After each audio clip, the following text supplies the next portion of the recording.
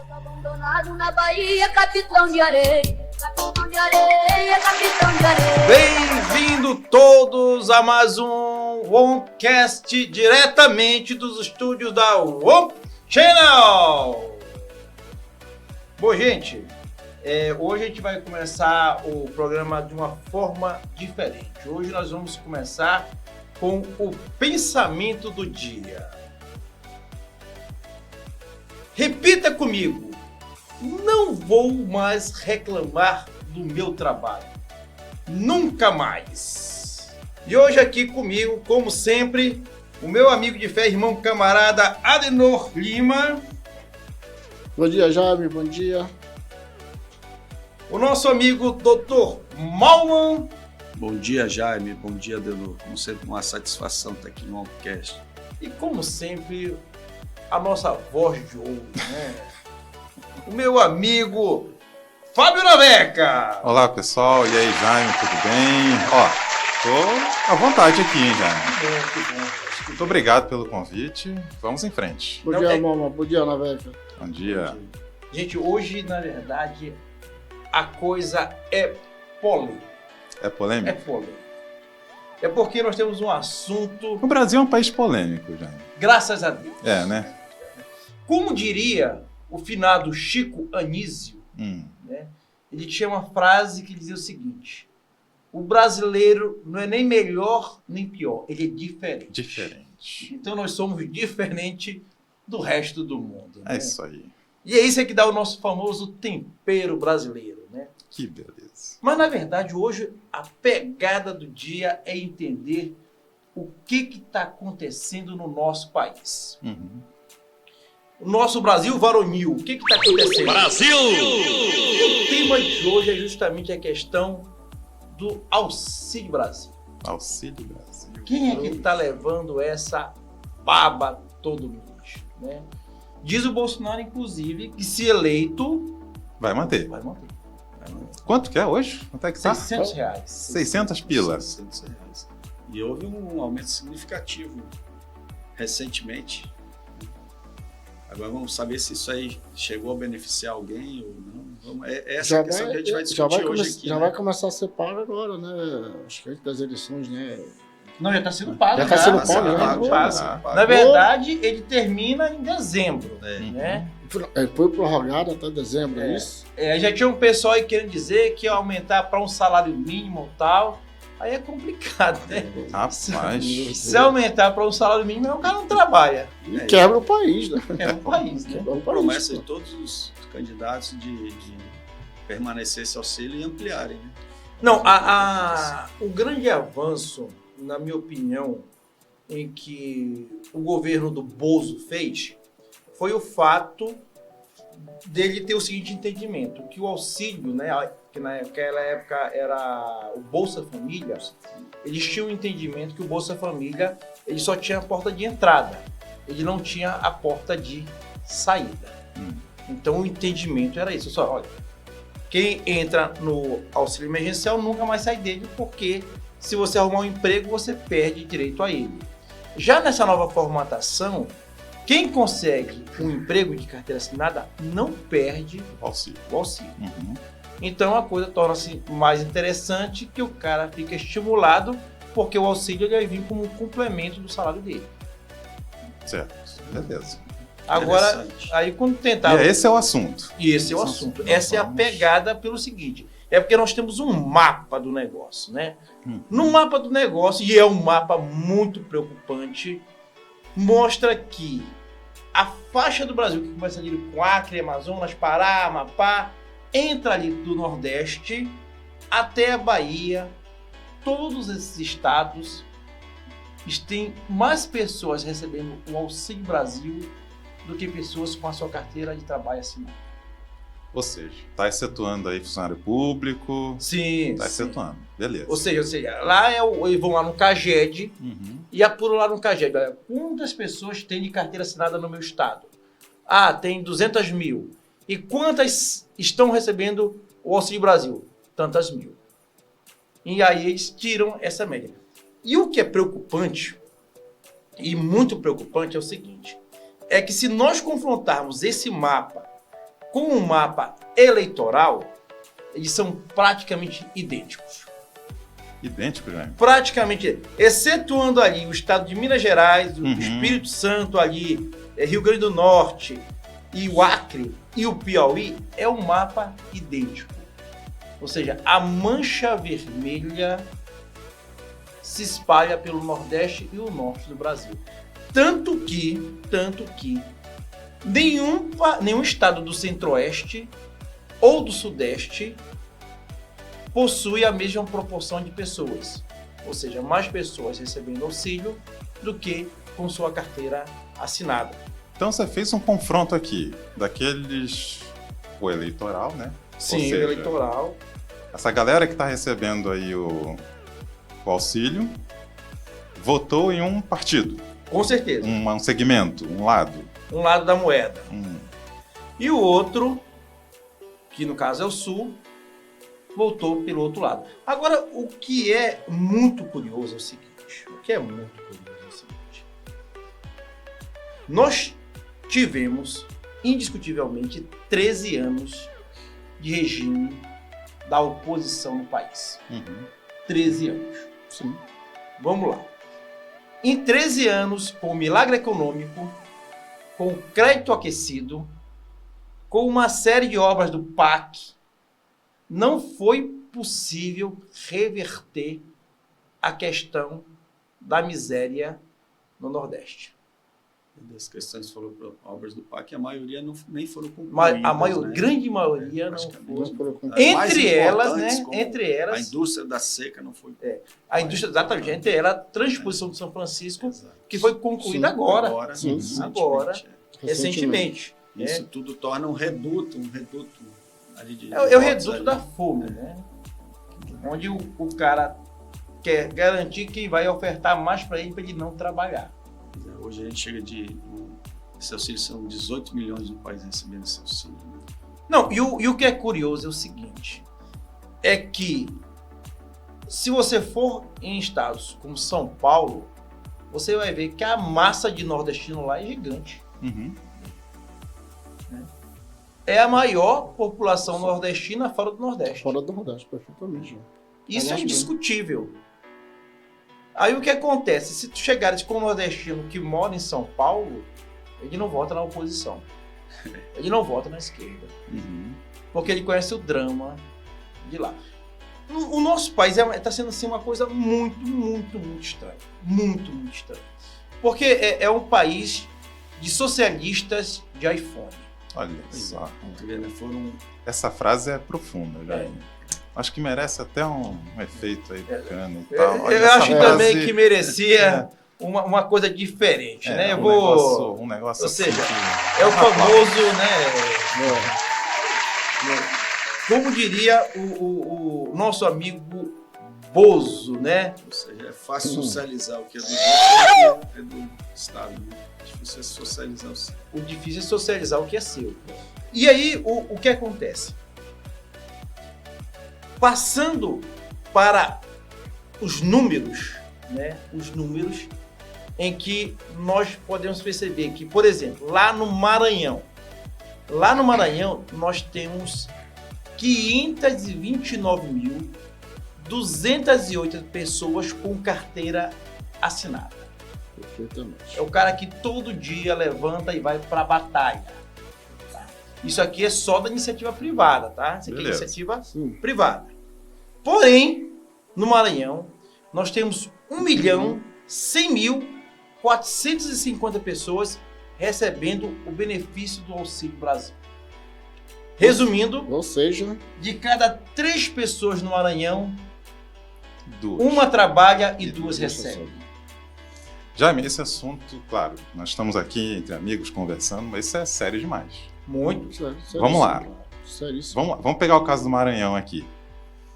500 mil de pessoas com carteira assinada, 1.100.000 sem carteira assinada. Beleza, aí existe outro número de funcionários públicos e tal. Esse 1.100.000 aqui que recebem o auxílio, eles pagam imposto? Não. Não pagam imposto. Então, beleza, quem está pagando o salário dos funcionalismo público no Maranhão são os 529 mil. Exatamente. E como tem mais gente que não trabalha por carteira assinada, que não gera imposto, isso Exatamente. tudo sai dos cofres. Tudo sai dos cofres. Você, como um contador, alguém que trabalha com números, se fosse uma empresa isso aqui, já não seria uma empresa. Já tinha quebrado. Já era. Já tinha. Na verdade, Maranhão se tornou uma instituição filantrópica. Pelo amor de Deus. Essa é a verdade. Porque, na verdade, eles pagam os impostos apenas indiretamente. Pago só os impostos indiretos. Não, mas na verdade... chega Assim, até você está que dizendo ganha através dois- do consumo, perfeito, não é isso? do Pois consumo, é. só os consumo. indiretos, né? Agora, Que, na verdade, que come quase 50% do salário do trabalhador. que né? come quase 50% do salário do trabalhador. agora já nós sabemos que tem muitos estados nessa situação. Agora, tem como comparar com São Paulo? Assim, Não, calma, vou Sim, chegar vai lá, vou chegar lá. Você tem muitos estados que talvez esteja até pior do que o Maranhão. né? Exatamente. Eu acho que em relação aqui, por essa tabela, é o Maranhão mesmo. É o Maranhão. Maranhão é o caso mais agravante, seguido da Bahia. Olha, a Bahia, só para vocês terem uma ideia, a Bahia tem 2.211.315 pessoas recebendo o Auxílio Brasil. Resumindo, é como se toda Manaus, somando adultos, crianças, toda a população de Manaus, recebesse o Auxílio Brasil. Uma é Manaus, né? Ou seja, ninguém em Manaus trabalharia. Toda Manaus estaria somente em casa, só recebendo o Auxílio Brasil. Vocês já imaginaram isso? Não, E o preocupante é que, mesmo que haja um desenvolvimento da economia e tudo mais, como é que você vai arrumar emprego para todo esse povo de uma forma, né, a curto, médio prazo, né? Botar todo mundo nesse mercado de trabalho. Não, pois é, não é simples. Não é simples. Esse assunto aqui é algo... Não tem como. E se ainda. tirar Não existe uma a mágica, é uma fórmula. miséria das pessoas, né, dignidade humana. Se colocar políticos aqui na mesa para discutir de lados opostos, aí o pau canta e... Não, e curiosamente, a Bahia, ela é dominada pela esquerda. Pela esquerda. Então, o que está havendo que a esquerda está lá há anos e não resolve esse problema, e a Bahia continua votando na esquerda? Eu não consigo entender. Essa questão é tão arraigada, por exemplo, que mesmo com o ajuste no benefício dos 1.000 municípios, né, que depende desse auxílio, apenas em 31 o Bolsonaro teve mais votos. Mais né? votos. Impressionante como essa situação aí. Não, e o que é impressionante é o seguinte, torno a falar, eu acho que é importantíssimo, não podemos de forma nenhuma pensar em acabar com o auxílio, Não seria um caos. porque o que nós faríamos seria empurrar pessoas para a fome, né? E isso é uma coisa que nós não Miséria podemos mesmo. permitir no nosso país, né? Somos um país de oportunidades e cabe a gente buscar uma solução. Só que a gente não pode, de ad eterno, manter isso. Isso aí, obviamente, nessa situação que nós estamos, temos como levar. Mas que temos que achar uma solução, temos. E assim, Jaime, isso não pode demorar tanto, né? Sim. Porque Senão, a meu conta amigo, não fecha. senão o país vai pro prédio. Isso passa pela qualificação das pessoas por si, pela educação, pela qualificação, melhoria no mercado de trabalho. Gente, É a olha, base, né? um exemplo bem simples. Zona Franca de Manaus, nosso polo industrial. Nós temos 448.372 pessoas com carteira assinada, contra 476.634 pessoas recebendo o Auxílio Brasil. Ou seja, na Zona Franca de Manaus, no polo industrial aqui, nós temos mais pessoas recebendo auxílio do que pessoas trabalhando. Obviamente, se a gente for puxar esse número, a gente vai saber que a maior massa dessas pessoas estão no interior do estado. E aí é justamente onde até eu levanto uma outra polêmica, que é em relação à questão do meio ambiente. Toda a Alemanha briga, toda a Europa briga, que o Brasil está desmatando, né? Queimando a Corre Amazônia. lá, estão queimando a Amazônia. Agora, eu não entendo, é porque, pelas minhas contas, né, todo ano, se você for somar, né, todo ano fala assim, olha, a Amazônia queimou 15%. Aí ano seguinte a Amazônia queimou mais 10%. Ano que vem mais 20%. Se nós somarmos de 2000 para cá, Já eu não queimou. sei que queimou tanto que não tem mais nada, porque já deu mais de 200%. Acabou a Amazônia. Acabou a Amazônia e a gente não viu. Pois é, e ainda estamos aqui respirando. E estamos aqui respirando. Então, eu não sei qual é essa conta, mas resumindo, se querem falar de preservação da Amazônia, não tem problema.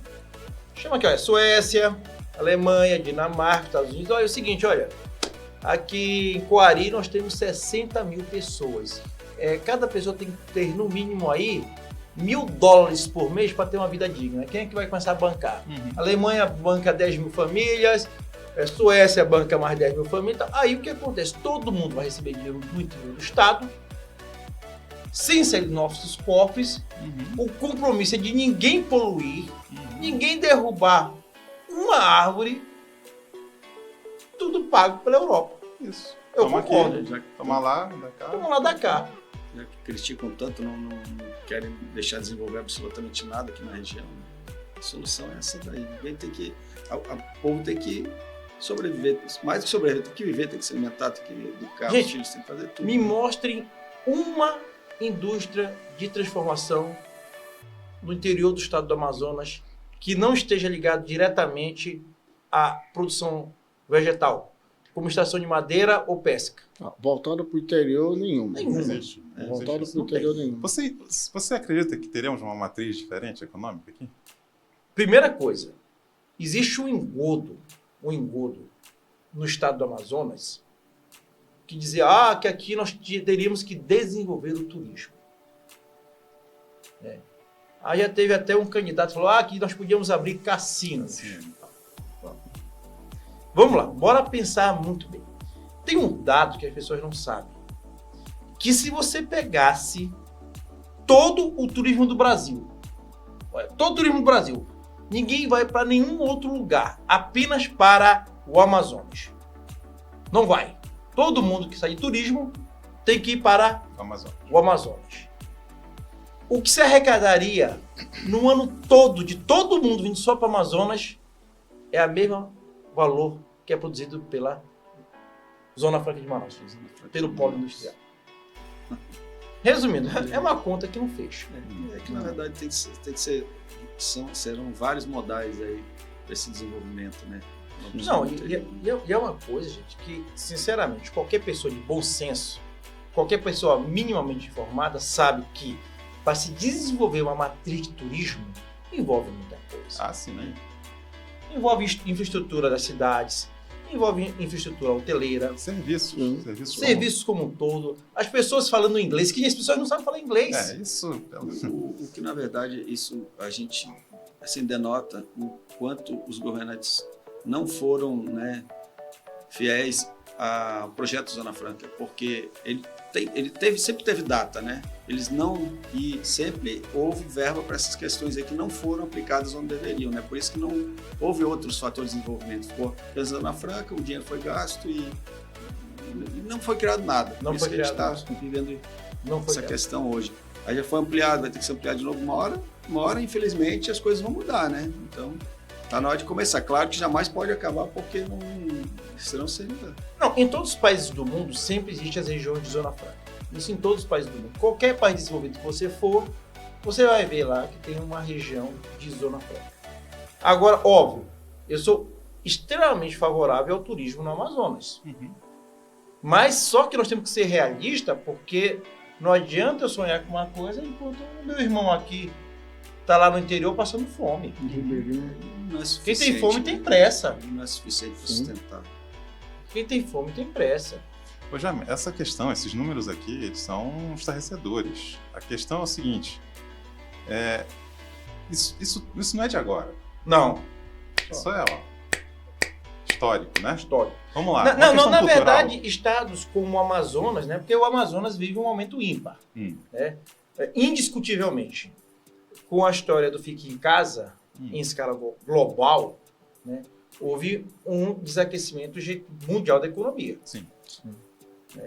A China parou de produzir semicondutores para produzir EPI. A força de trabalho da China Se adapta muito rápido, né? Não, os chineses são os caras, né?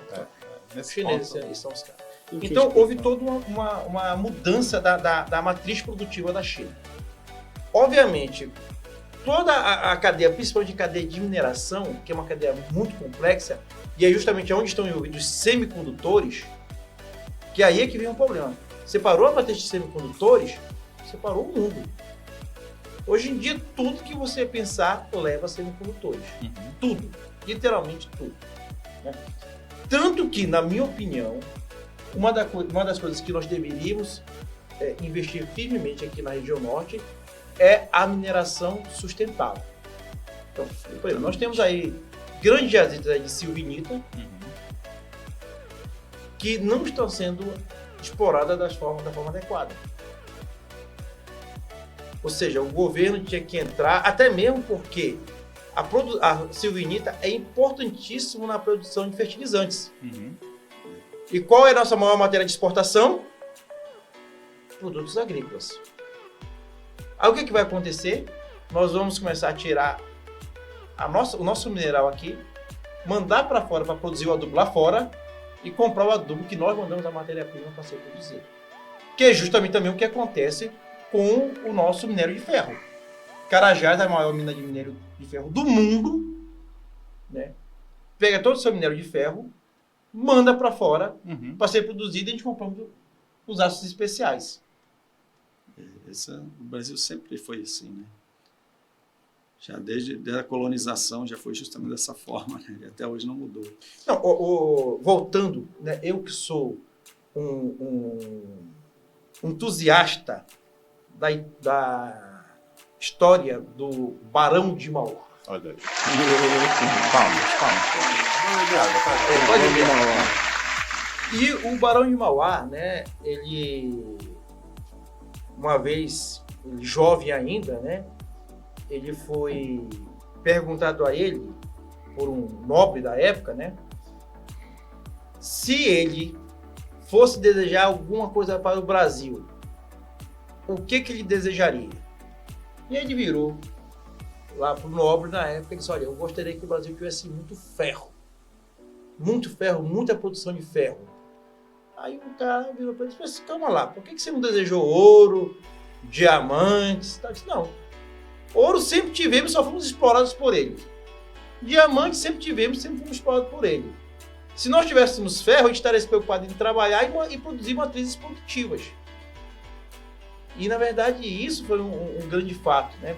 Tanto que lá no Rio de Janeiro, lá em Ponta de Areia, ele teve a fundição, que foi a Fundição Mauá, que foi pioneira no Brasil em produção de fibra de ferro, em produção de caldeira, em produção de sérias matérias-primas para a indústria básica. E depois de Mauá, muitos anos depois só que foram se retomar isso por uma questão de necessidade. Então, o que vale a pena nós analisarmos? Será que falta a gente olhar um pouquinho para trás e aprender com a nossa própria história? Quem não conhece a história comete o erro de repeti-la se gerou um problema, né? E aí vem a preocupação, porque, por exemplo, vamos agora para o segundo gráfico, a segunda planilha, que é justamente a planilha dos estados que não dependem do auxílio emergencial. Veja bem, um estado que está ali quase empatando, né, que é inclusive o único estado do Nordeste que entra nessa conta, é Rio Grande do Norte. Rio Grande do Norte ali está pau a pau, um pouquinho, né, 49,9% recebendo auxílio e 51,01% não recebendo auxílio. Agora, olha uma coisa curiosa. Aqui do Norte, Roraima e Tocantins são os dois únicos estados do Norte que não recebem. Quer dizer, não tem mais pessoas recebendo auxílio do que empregados Só que CLT. Vamos pensar em duas coisas. Qual é a colonização de Roraima? Sulista.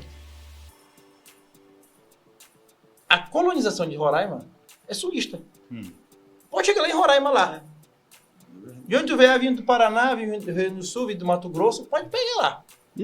venezuelano. Mas o venezuelano, no caso, ele que não tá. ele não tem documentação. Não tem documentação, né? Pode. Eu lembro nos anos 80 era. E o estado de Roraima, né? Não, e o estado de Roraima tem batido no peito com o problema da imigração, da fuga dos venezuelanos. Estoura no peito dele lá todo dia. Violência em Roraima é um negócio. Nossos irmãos em Roraima estão passando por uma situação difícil, viu? A planta é alta mudou também. bastante depois que saiu toda da Venezuela. Sim. Uma coisa bem séria lá.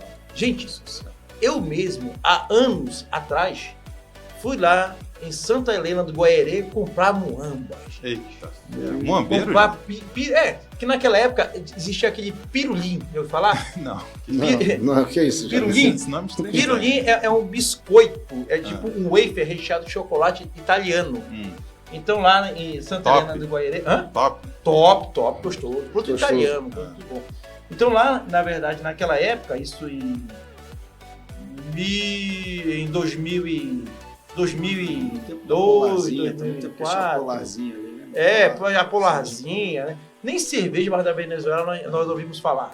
E cerveja está no copo já aí, Jaime? Não. Não. Hoje é só água. Só água. Hoje é Mas esse só aquele água. copo. Esse é aquele copo. Esse é aquele copo que não serve para tua cerveja. Que ninguém vai segurar a cerveja 4 Tá horas dentro do certo. copo. Vou deixar essa polar esquentar aqui. Pois é, então, aí o que acontece? Santa Helena do Guaerê era um município extremamente desenvolvido. E ele fica ali do lado de Pacaraima. Então, na verdade, Pacaraima é que dependia de Santa Helena do Guaerê. Então, Pacaraima não tinha comércio. O comércio em Pacaraima não existia, porque tudo era muito mais fácil e barato você atravessar a fronteira para comprar tudo lá em Santa Helena do Guaerê. Ou seja, depois dessa crise que a Venezuela vem passando, o comércio de Pacaraima começou a desenvolver. Por quê? Porque as pessoas vêm da Venezuela, atravessam a fronteira para vir comprar alimento do lado brasileiro. Então se reverteu os papéis de cada um dos municípios lá entre eles. Mas já em contrapartida, o roraimense, né, saiu para Venezuela para comprar combustível, né? Mas hoje em dia nem isso, né? Que tá faltando nem combustível isso. lá. Quando tinha, né? Quando tinha, né? Quando tinha, Era né? pneu. Né? Ah, sim. Raro, isso né? é verdade. Você lembra Galera disso, né? comprando pneu lá direto. Não sei de... Não, vou contar. Lembrei de uma história. Conte uma Boa. história Lembrei pra de uma gente. história. Essas Mas histórias- quem é o essas- protagonista da história? Infelizmente eu. É? Infelizmente. Ah, deve ser deliciosa essa história. Então manda bala. Bora. Em 1996, quando a estrada ainda era de barro, eu tinha um potente Uno 1.6 turbo. Direto do Só. túnel do tempo. Detalhe, a álcool. Ah, Que antigamente nós não tínhamos veículos flex. aham. né? Exatamente. O veículo ou era Tô álcool imaginando ou tudo. era Tô imaginando tu indo pra Venezuela. Gasolina. com carro. Era o Fiat Mini. Bom, Mas vamos lá ouvir essa história. depois de muito pesquisar, descobri que a gasolina venezuelana de 96 octanos dava a pressão suficiente para o motor, né, a álcool. E eu disse, é nessa que eu vou. Não, peraí, calma. Vamos devagar. Você já sabia que seu carro era alto. Sabia, estava ciente. Tá tranquilo. Ciente da Aí besteira. Aí você viu lá, repete qual é o número? É a gasolina de 96 octanos com Octanos. chumbo, Com chumbo. com plumo. Traduza. E aí você. Quase uma gasolina de avião, quase um querosene. Isso. Entendi. Porque essa gasolina ela produzia a maior octanagem no motor a álcool, né? Aumentava a compressão e você compensava, né, a queima do veículo. Ó, obviamente, quando eu cheguei na Venezuela, ainda cheguei com álcool, né? Abasteci lá com a 96 octanos, rapaz, o carro voou. Só faltou ir pra lua. Só faltou ir para lá. Ah, Naquela época as estradas da Venezuela eram muito boas. Né? Tipo, Quase não gastei rodar pneu, por só lá, ia né? com a pontinha do pneu no asfalto de tão rápido que o carro ia. Foi uma beleza. Só que eu cometi uma mancada. ah. Na volta da Você Venezuela, tava sozinho nessa viagem? Não, eu não estava sozinho. Entendi. Na Tá. volta, Tinha cúmplice. tinha cúmplice. Tinha. Na volta dessa viagem, lá no quilômetro, eu não sabia que eu só podia comprar essa gasolina na última cidade antes de chegar em Santa Helena. E o que aconteceu? Quando eu cheguei em Santa Helena e fui querer abastecer com essa gasolina, não permitiram. Porque essa gasolina também era usada para abastecer avião. E aí não permitiram que eu abastecesse com essa gasolina. E eu falei, e agora? E agora? Já na reserva. Já na reserva. E naquela época nós não tínhamos o Google. Uhum. E do lado brasileiro não tinha álcool.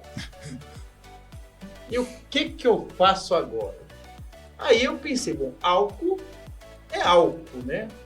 Naquele desespero ali, sem combustível nenhum para entrar no Brasil, olho e surge o Eldorado. Uma farmácia. Que eu pensei, álcool é álcool, né? Uhum. Cheguei lá e perguntei, senhora, a senhora tem álcool 96 graus? Tenho. Quanto que é? Não me lembro agora a conversão, mas chegava a ser mais barato que o álcool no Brasil, né? Me dê todo o seu estoque. Quantos bolívares? Não era um etanol, mas... Era bolívar Não era o etanol, era o etílico. Pelo menos vai chegar ali no... atravessar a Enchi fronteira. ele com todas as garrafas possíveis de álcool de farmácia. E nessa história eu cheguei até em Boa Vista. Falhava um pouco, mas cheguei em Boa Vista rodando legal com álcool de farmácia. Sã e salvo. Sã e salvo. Eu acho que esse carro merece ir para um museu. Boa, mas inclusive é porque é o seguinte. Ele merece um aplauso. O ter pobre, trazido o ele gênio. tem uma vantagem, né? O pobre, ele tem uma vantagem. Ele se apega ao carro, ele dá nome ao carro. Eu sou um cara que gosta de carro. Mas você dá nome ao seu carro? Eu quase. Não cheguei a dar nome. Não, esse carro ele tinha até o nome. O nome dele era Foguetinho. Foguetinho. Foguetinho. Ainda mais você Essa comprovou, aventura, né? né? Que se ele quase foi pra Lua. Membro da família. Era quase um ente da família. Interessante que a recíproca não é verdadeira. Se o alcoólatra bebesse o etanol, o efeito não ia ser. Não ia ser chegar bom. muito Com longe, certeza. não. Com certeza. Mas essa aí foi difícil. Foi difícil. Complicado. Complicado. Mas, Foguetinho Jaime, que Deus o tenha.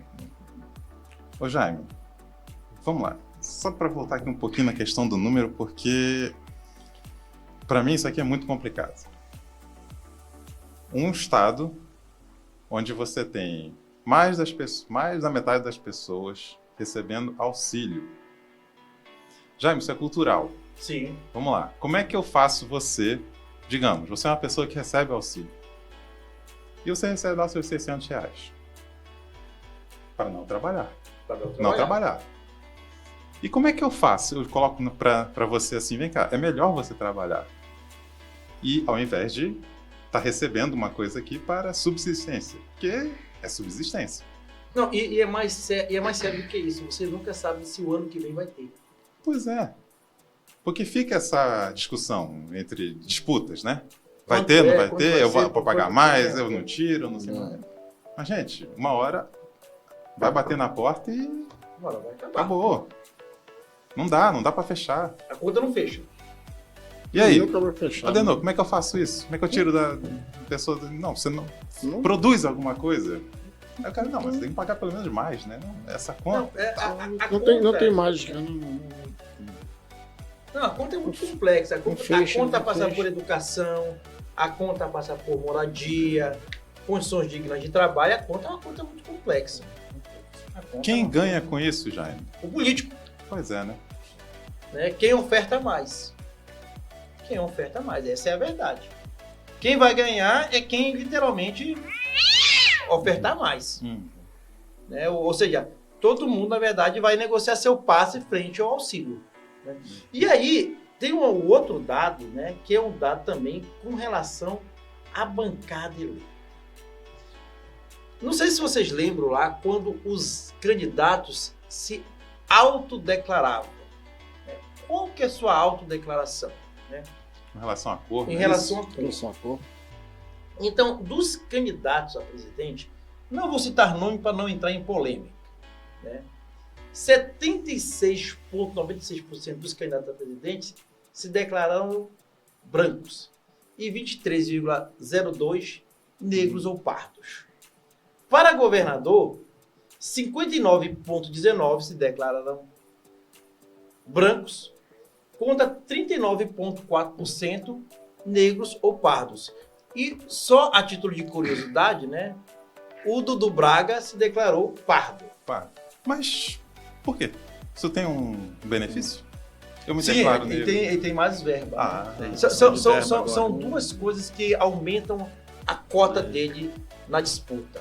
É ter uma vice-mulher, por isso que muitos candidatos pegaram mulheres como vice, né? Aumenta a baba, é isso mesmo. Aumenta a barba. E tem a verba, tem Então, uma tá paga a verba explicado. que é exclusivamente para as mulheres, né? É. Para a cota das mulheres, que não pode ser Então gasto. tá explicado. A escolha não foi política. É Não, número. mas É números, finanças. eu Matemática. particularmente, eu me considero pardo. Hum. Eu me considero pardo. Né? Porque a minha mãe é morena e meu pai é branco. Eu me considero pardo. Você era. Eu também. Meu pai tem parecido comigo assim, minha mãe é branca. E você sabe não? que eu me considero branco, porque eu não tenho... Não tem nenhuma origem, né? ascendência. Pois é. Você não tem Minha como ascendência nós. alemã, italiano, então não dá para dizer, né? Você não tem o prazer como nós de ter o pé na senzala. Pois é.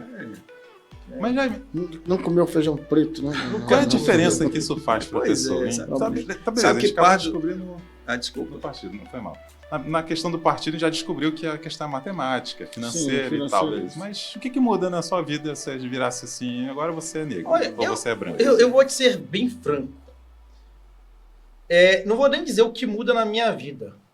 Mas eu nem sabia que isso existia até criarem isso. Pois é, e tu sabe que pardos e pretos que são considerados negros, né? Na cota, né? Eu particularmente, foi uma coisa que nunca me preocupou, nunca nem pensei nisso. Né?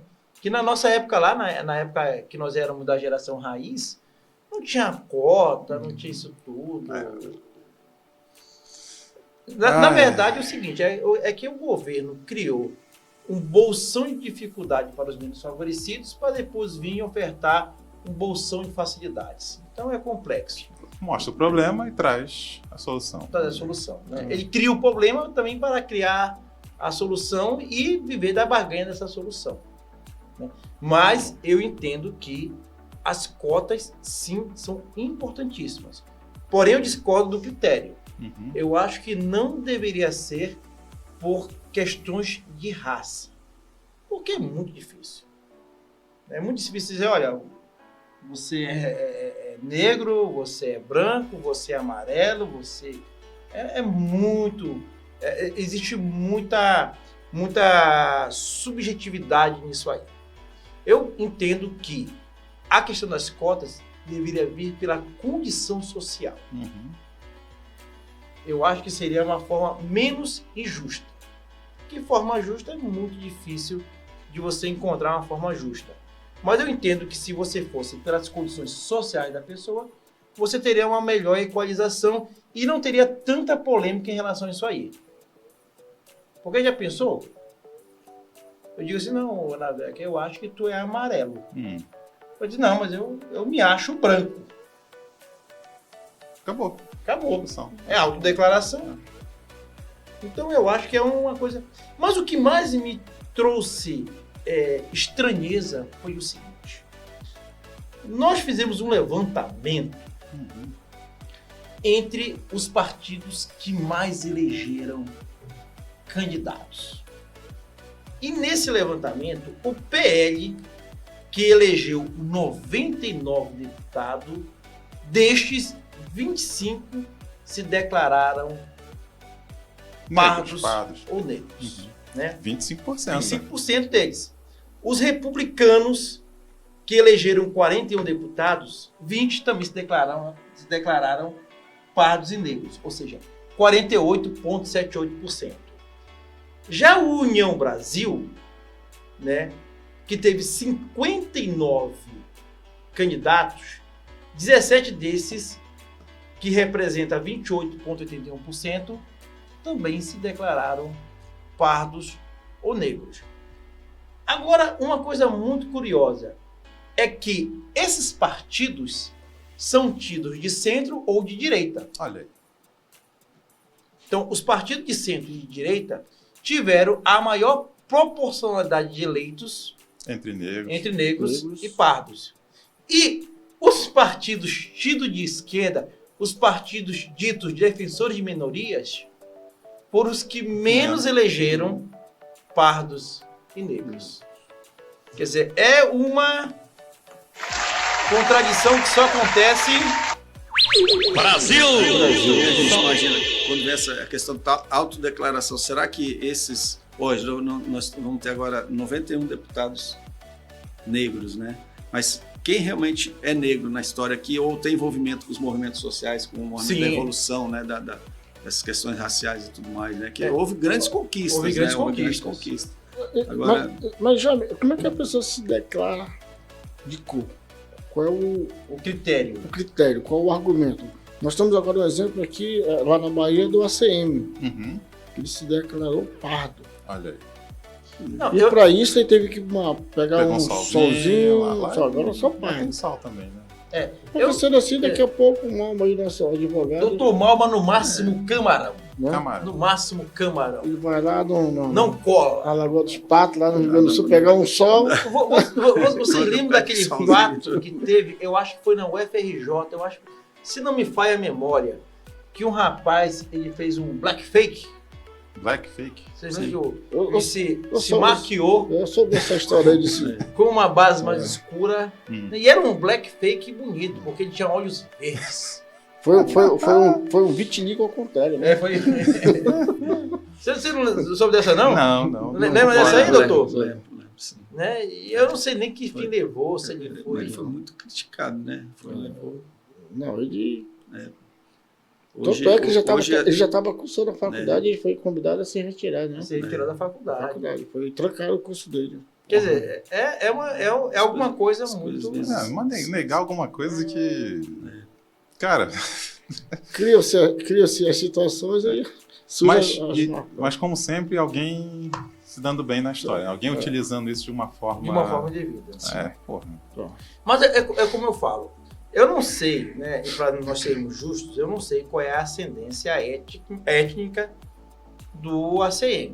Uhum. Eu não sei. Não sabia. Na verdade, como a história vem nesses estados onde a escravidão, né, foi mais, quer dizer, foi maior, essa mistura entre pessoas aí, elas vêm antigas. Então, sempre muito comum lá, já o avô, o pai, já houve uma mistura, vem vindo, vai indo. Não, é porque, na verdade, o ser humano, ele trabalha por conveniência. Te darei um exemplo. Né? Aqui na cidade de Manaus, a pessoa que mora ali no Guilherme do Vale ou no Santo Agostinho, quando ele vai pagar IPTU, chega lá, onde você mora? Você vai morar ali no Guilherme do Vale ou no Santo Agostinho. Mas quando ele vai fazer o cadastro na loja, onde você mora? Mora na Ponta Negra. Olha só. Então, de acordo com a conveniência, O que você é dá mais o conveniente endereço. nesse momento? Eu ser pardo, eu ser preto, eu ser branco? Qual a conveniência nesse momento? Pois é, o que Não, na leva. verdade- Não, aqui teve matemática, Pois é, né? É matemática. exatamente. Isso é matemática. Dessa questão política. Pois é, a gente sabe qual a Teve uma conveniência, né? segundas Como intenções. sempre. Por isso, já deixo declarado agora para todos os anais futuros que caso eu precise participar de qualquer coisa que eu não sei o que pode ser, sou pardo, viu? Minha mãe é morena, meu pai é branco, eu sou mistureba. Já sai da, Tenho já sai o da pé na frente. senzala. Olha aí. Já sai da frente aí. Eu já A saio. sua ascendência é o que, Jane? Não, eu na verdade eu não sei. Não sabe? Eu sei que os parentes da minha mãe vêm do Nordeste e a família do meu pai vem de Portugal. Olha aí. A possibilidade de ter sangue preto é gigantesca, Sim, né? com certeza. Não, eu tenho o pé na senzala, com Tá certeza. certo. Isso Eu aí. tenho Mas pé na seria o senzala. pardo, né? Seria o pardo. Na verdade, eu prefiro me chamar de brasileiro. Melhor, Mas é né? complicado, Eu né? acho que é A gente ficar mais- discutindo isso daí, Gente, né? É mais sensato. Gente como a gente. Né? Pois é, não seria melhor a gente pensar realmente no artigo 5º da Constituição, nós somos todos iguais, cada vez mais iguais, e cada vez menos diferentes, enquanto estão fazendo da gente cada vez mais diferentes, né? Inventando essas... Não, e isso é muito Essas bonito que o questões. senhor falou, na verdade, doutor. Porque... Mas qual vai ser o seu número na próxima eleição para eu votar em você? Brasil! Eu adoro política, mas eu gosto muito de trabalhar nos bastidores. Do bastidor eu acho que... Não, porque eu acho que eu vou mais- votar em você, mano. Essa frase foi muito bacana. Legal, Inspiradora. Já bem agradeço, sugestivo, bem sugestivo aí. Mas, resumindo, então, essa questão das cotas raciais, né? Se eu sou branco, se eu sou negro, se minha mãe é...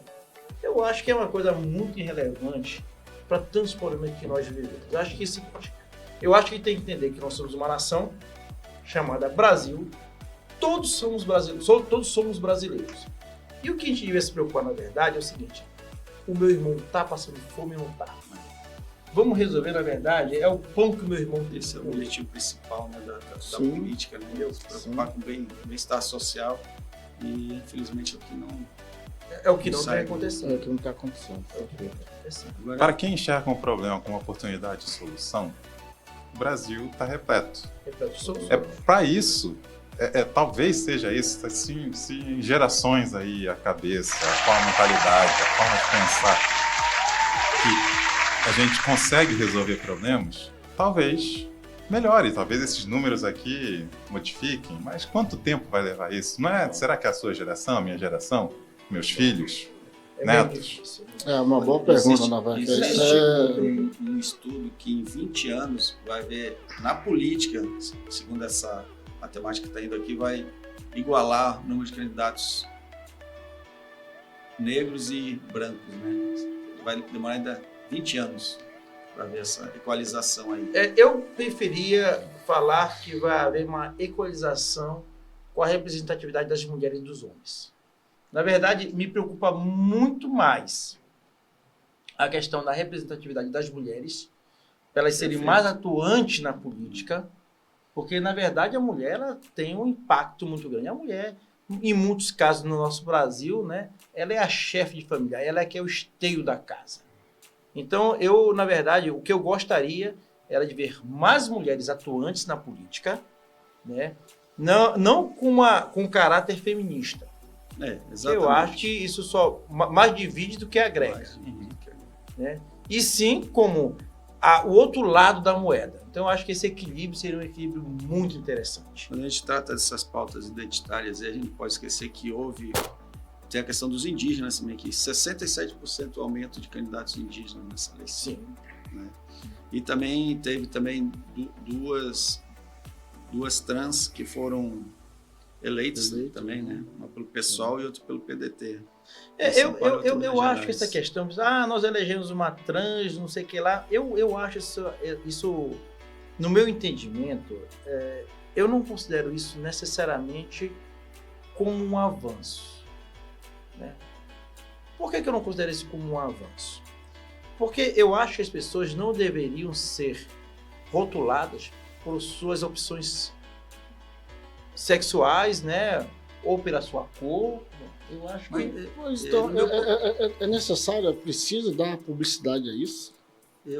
Sabe vejo- que eu acredito que sim, em virtude que demonstra um pouco que a sociedade está um pouco menos preconceituosa. Da pluralidade, você não, fala, como né? obrigatoriedade. Concordo, nesse sentido, Sim. doutor Mauro, Você você foi um homem mais sensível. Você mais uma vez sobre isso aí. Você despertou o seu lado feminino Hoje agora. você está...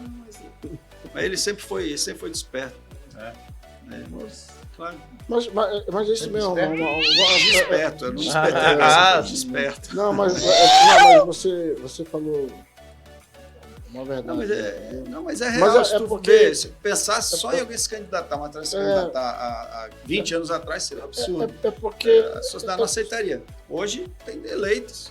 Sabe o que acontece? É porque entra a questão da vitimização. Só quer se vitimizar. Né? Da fragilidade, do processo, aquela coisa toda. Mimimi. É mimimi. Uhum. Não, não, velho. Mas, olhando pela essa tua ótica, perfeito. Por exemplo, o Rio Grande do Sul, né? O senhor sabe, né, doutor? No Rio Grande do Sul. Brasil!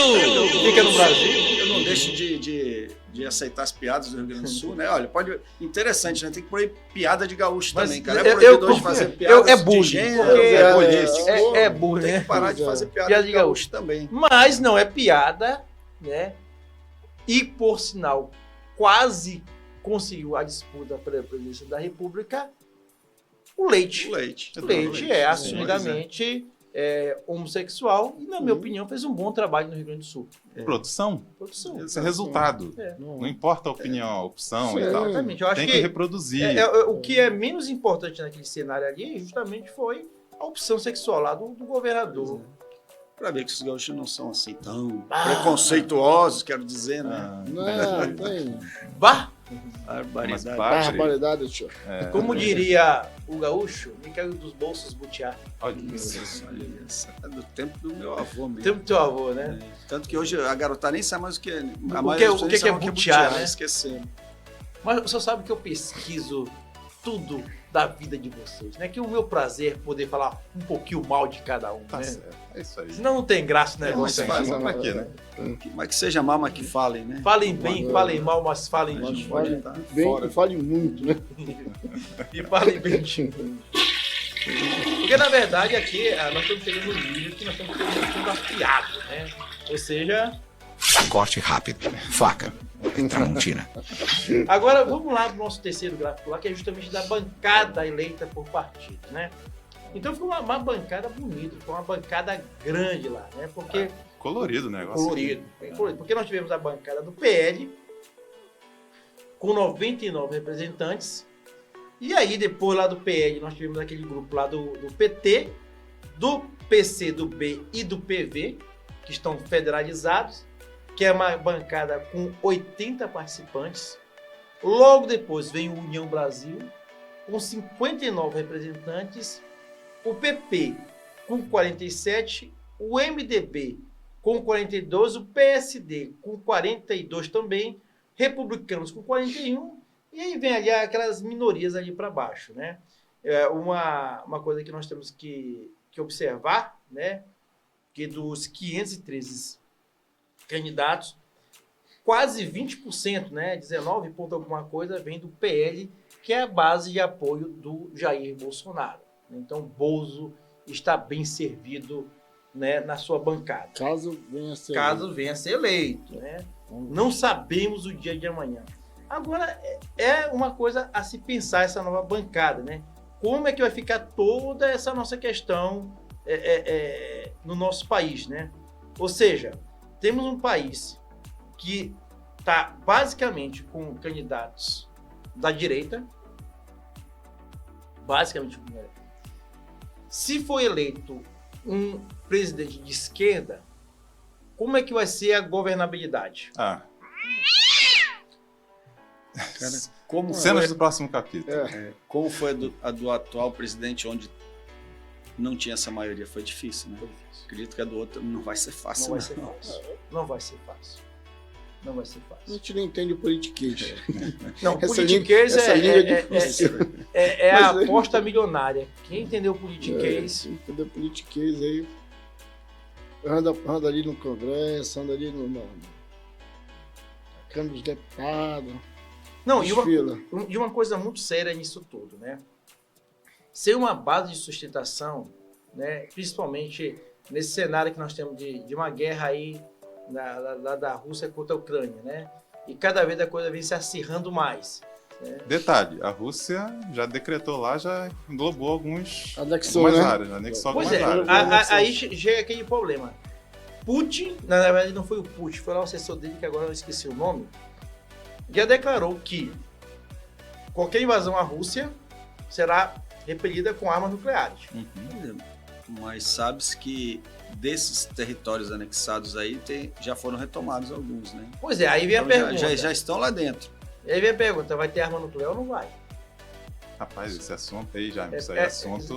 Dá um outro podcast para isso aí. Dá um outro Esse podcast. assunto é. Mas a coisa que se torna séria nesse contexto todo é que o próximo presidente está pegando um mundo de estabilidade. Uhum. Estamos num pós-pandemia, né? E de vez em quando está tendo pequenos surtos em alguns países aí do mundo. né? Acho que os brasileiros não sabem, mas poucos países do mundo têm a cultura vacinal que nós temos. Nos Estados Unidos não tem a cultura vacinal. Uhum. Tanto que até algumas doenças como a polio e o sarampo já voltaram a ter focos nos Estados tornaram, Não Unidos. foram erradicados. Não foram totalmente erradicadas, né? Então, enquanto doenças como a polio, o sarampo e outras doenças já foram abolidas aqui em conta da nossa cultura vacinal. Isso aí, inclusive, é uma coisa que nós temos que aplaudir o nosso Ministério da Saúde, né? Que de forma regular de campanha, né? Vacinando crianças contra a polio, contra essa parte toda. Mas, voltando ao caso, que é a Covid, ela ainda não é uma doença extinta ainda. Não é uma doença extinta. Ainda para o fantasma dela em alguns países do mundo. Torçamos para que não exista nenhum tipo de variação que pode voltar aqui e nos levar de novo para estaca zero. Uhum. Eu acho que, sem ter, obviamente, conhecimento técnico suficiente, né? Mas para isso vamos trazer o Felipe Naveca, né? Vamos. Grande rapaz, especialista esse nessa área aí de epidemiologia. Cientista, né? Como é? Virologia. Virologia, né? Diagnóstico. Virologia, diagnóstica, que participou, inclusive, do mapeamento, né? Sim, Do responsável. responsável pelo mapeamento Sequenciamento genético. do coronavírus aqui no Brasil, né? Vamos ver se a gente consegue trazer ele aí pra gente bater um Essas papo sobre mentes essa história. brilhantes Vamos, do sim. Brasil aí que contribuíram, né, para Sim. o combate a essa doença, né? Então, Criação de vacinas e tudo mais. então, quer queira ou quer não queira, tanto o governo do Wilson Lima quanto o governo do Bolsonaro foram governos de muita dificuldade. Todos os dois. Uhum. Né? A Zona Franca sofreu muito com o desabastecimento de matéria-prima, sofreu muito com a questão de tudo fechado. Está tudo fechado, ninguém comprava nada. Né? Então, o Wilson Lima não teve um governo fácil, foi uma época difícil. Não adianta a gente querer relativizar de outra maneira, que não tem como relativizar, assim como o governo Bolsonaro. Uhum. E digo mais, e aí é o ponto, né, que nós temos que, de forma louvável, Brasil! falar bem do nosso agronegócio, que se o Brasil está em pé após essa pandemia, agradeço ao deve. É agronegócio. verdade. Se não fosse o nosso agronegócio, eu não seria o que teria sido esse país.